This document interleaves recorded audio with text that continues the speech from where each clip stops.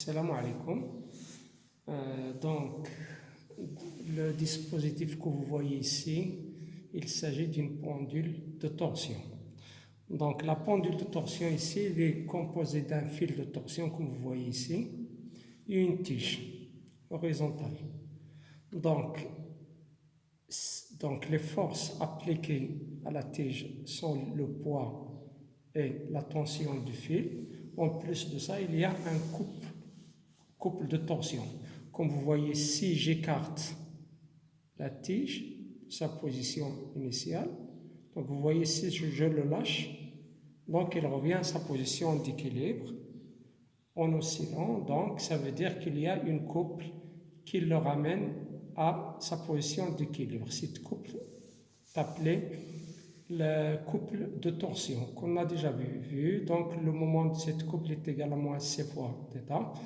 Donc aujourd'hui, on va parler, ou bien on va étudier la variation de la période propre de cet oscillateur qui est égal à 2π, comme vous voyez sur le tableau, 2π G delta sur C.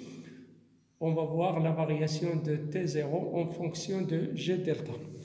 Donc d'abord, pour déterminer la période, donc vous voyez que ici la tige oscille, il suffit de compter 10 oscillations et voir le temps mis par l'oscillateur pour effectuer des oscillations et diviser ce temps sur 10.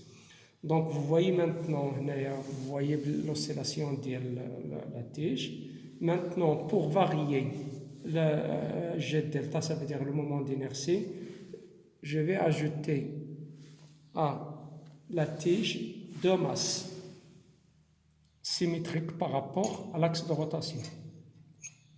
Donc voilà la première masse-lotte.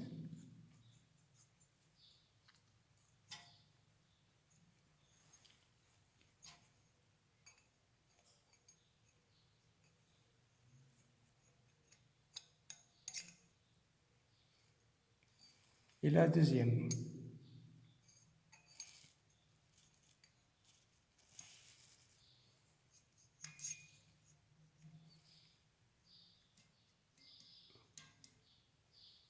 Elles sont symétriques par rapport à l'axe de rotation.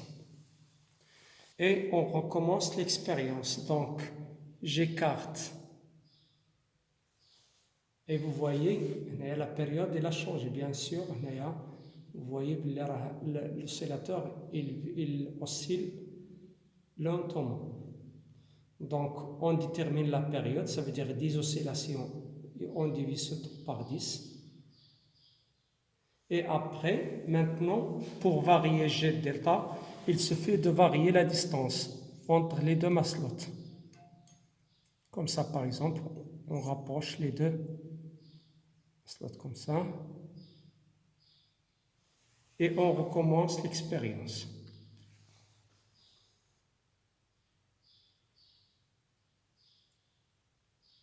Et on détermine la durée de 10 oscillations et on divise par 10. Ça, c'est 0. En fonction de la distance D, cette distance qui sépare donc la relation qui est dans G delta en fonction de D, c'est G0, comme vous voyez sur le tableau, plus 2md carré. Donc, si on augmente la distance, G delta augmente et la période aussi augmente. Et si on diminue D, si on diminue la distance D, bien sûr, la période va diminuer et les oscillations vont être rapides, plus rapides, comme vous voyez ici. Et si j'éloigne les deux masses-lottes,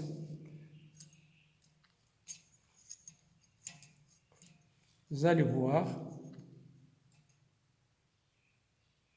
la période, elle va augmenter.